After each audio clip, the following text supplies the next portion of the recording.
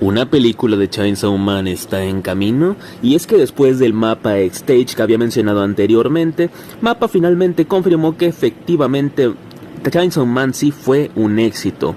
Claro, no un éxito al nivel de Jujutsu Kaisen, ellos mismos confirmaron.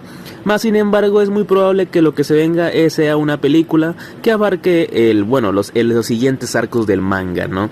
Y es obvio, ya que una película les dejaría más dinero, ya que Chainsaw Man gastó bastante dinero y todo el control de ese dinero fue de Mappa.